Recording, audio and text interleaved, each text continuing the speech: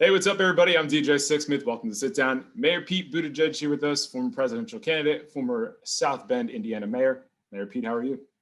I'm good. Thanks for having me on. You got it. So there's a lot going on in the world right now. You have a new book, new audiobook. Trust seems to be a really big thing in our personal lives, professional lives. What was it like putting this thing together? Yeah, I thought it was important to have this conversation as we were going into election season because we need greater trust in this country. We got a crisis. If you look at the levels of trust we have in our institutions, in each other, the amount of trust the world has in the U.S. right now, these are all at emergency levels, and we got to do something about it because the biggest problems in the world right now, the biggest problems in our lives right now, that require some attention from leaders, whether we're talking about the pandemic, climate change, racial justice, any of this. It only gets better if we have cooperation, and we can only have cooperation if we have trust. So I wanted to write about how we got here, some of the things that have undermined trust, historical things like Vietnam and Watergate, but also things like Russian operations designed to make us trust each other less. And then I wrote about some of the ways we can build up trust, because we're going to have to if we're going to make it through this next decade. What's your level of trust in the American people right now? Because the polls show that Joe Biden is leading a lot of different states, and some states that were red that could be blue. So what's your level of trust that they'll make the decision of the candidate that you've endorsed? You know, in many ways, this is what an election is. It's an exchange of trust. We, the people, are trusted to make a good decision about who our leadership ought to be. And we trust the people we elect to do a good job. I think what's happening right now is a lot of Americans, even those who, for whatever reason, decided to place their trust in the current president, are seeing that he's not delivering. And so I'm confident, but we're also cautious.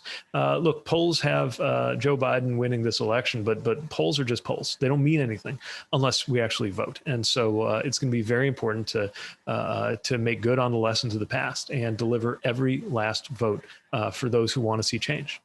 No question about it. I want to drill down into your story. And I feel like trust was developed in a lot of different places. And one place that was really interesting to me was Afghanistan, because you had enemy of war right in front of you and people you didn't necessarily know that you could trust. How did that story, when you were faced with a young boy there, really shape your trust and just everything going forward in your life? Yeah, I wrote about an experience when I was doing what was a major part of my job, which is just driving a vehicle in between safe areas in what we would call outside the wire, just out in the city or out on the highway. And it could be dangerous because often there were explosive devices attached to the vehicles of coalition personnel like me. And I found myself in a situation where I had about 3 seconds to decide whether somebody approaching my vehicle was an innocent civilian or somebody who was doing harm. And my life and the life of the Marine sitting next to me depended on making the right decision. In the end, I trusted his intentions, and it turned out that he had a very innocent explanation for why he wanted to approach our vehicle, but there was no way to know for sure. And it set me to reflecting on how we make those split-second decisions about trust, not just in dramatic situations like in a war zone, but in our everyday lives, where every relationship, every time we pass through an intersection, never mind a war zone, just going through a green light, our lives depend on believing that the person at the red light is going to follow the rules. Our lives depend on our ability to trust others on everything, from the safety of our food to our ability to walk through a neighborhood. And when that breaks down, as it has in many different ways for many different people, it makes everything harder. Well, this story really speaks to the fact that you have a way of developing relationships with people. It can be people overseas, it can be people here in the country. I think that's something that worked really well for your candidacy, and particularly in Iowa. I mean, you and your team spent over a year there. You win the Iowa Caucuses. It took 3 weeks to actually figure that out. But what do you think were some of the biggest successes of your time as a candidate? Running for president is definitely an exercise in trust. Yeah, you trust a lot of people to help you get your message out, but most of all, you were asking people to trust you with their lives. And it was so humbling when you'd stand in front of sometimes thousands of people who had made that decision, that you were the one they were going to trust to lead the country forward and make their lives better. But ultimately, it came down to a lot of very human moments, a lot of one-on-one interactions where somebody would have a question or a concern, or maybe they'd be talking about their hopes or fears. And when somebody comes up to you when you're running for president, whatever they want to talk about is usually the most important thing in their life, at least the most important thing in their life that they know is affected by politics. And you take that on board and you grow in it. And I learned so much about what's on the minds of people across America. And part of what I learned was just how common our shared aspirations are. And in that, I think, lies the hope for us to have greater trust and greater unity and greater decency as a country. One of the things that we're reckoning with as a country is disinformation. And you dealt with that when you were a candidate and all these crazy theories that were out there. And one of the things you brought up in your book is that in 2008, email was the most effective way in getting this misinformation to people. Do you think our literacy will increase in terms of how we figure out what is real and what is fake going forward? Yeah, I think we're still building up that kind of savvy. I think now, if you get an email forward that's gone through 20 people and came by way of a coworker or crazy uncle, you kind of know what level of skepticism to have around it. But we don't have that around some other things that cross into our digital feeds that look like real news.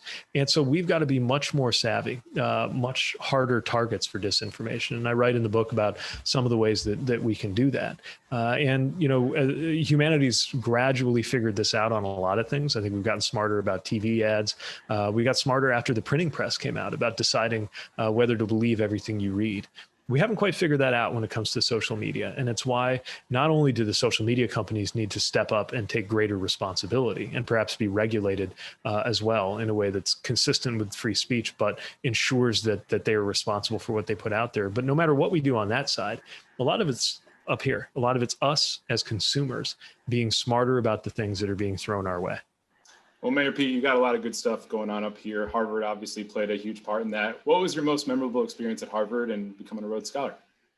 You know, I think like most of us, I think back on college mostly in terms of friendships and people that I got to know, people who were radically different from me. I remember showing up in my dorm freshman year feeling like I'd been mistakenly admitted to that academy in the X-Men. Like everybody had this special power, and I was trying to figure out what mine was supposed to be. There's a kid who could do a Rubik's Cube in like a minute. There was somebody who could, read books at like 5 times the pace that I could. But then you gradually realize that, that you're just with a lot of human beings like you who have maybe a lot of skill or a lot of potential, but the same kind of ups and downs of experience. And I think, also being at a kid from Indiana, being at a place like that where all these famous people would come through and give speeches, I began to realize that, it's human beings. Even the most revered or famous or powerful person that you go and speak at a big event is still a person. And I think it gave me a little bit more awareness that I could play a role in public service and make a difference for others.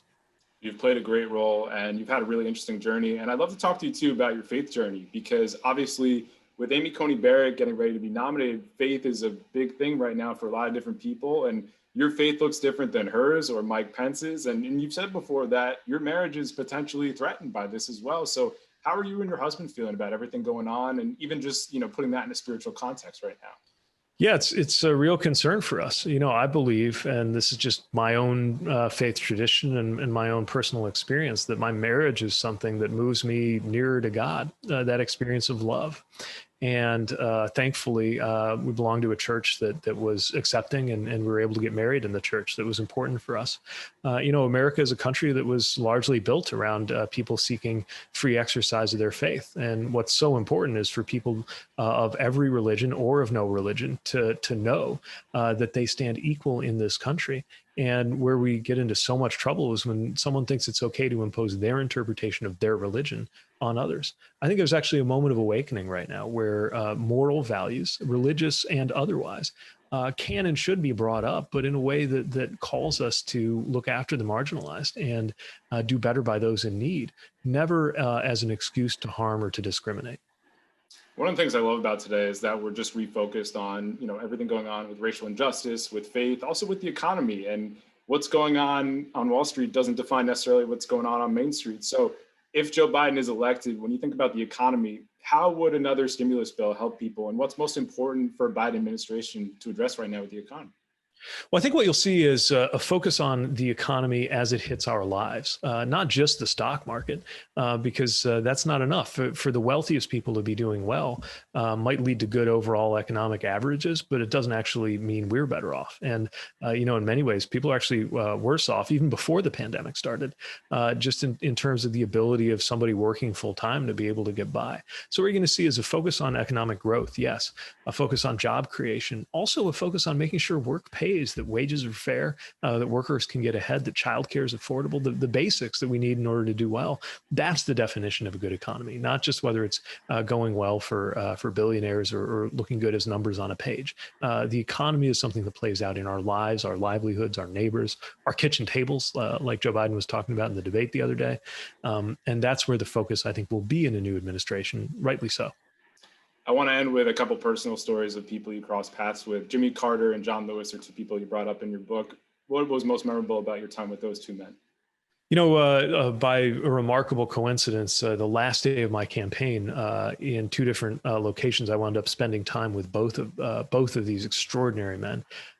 John Lewis, the late John Lewis, somebody who called this country through his own personal and physical courage, called this country to face the realities of discrimination, the violence of racism, and bring us to a better place. And the last time I saw him was that day on the Edmund Pettus Bridge that wound up being the last day that I was campaigning. And he was calling all of us to use that power of the vote.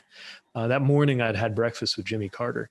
And what those two have in common, in addition to Georgia, is both two people who you really do feel like you're with someone who's just on another level, just on another plane of existence when you're spending time with them. And he's somebody who, President Carter, who has really internalized, among other things, that spiritual calling. I think he really understands soulcraft to be part of political leadership, making this a more peaceful and just world to live in. And he also had perhaps the most remarkable ex-presidency in the years since he left office, which is my entire lifetime. He's contributed so much. And so being with both of them, as I write about in the book, were just amazing encounters and experiences that I think are a great way for us to think about the kind of country we might be at a time like this.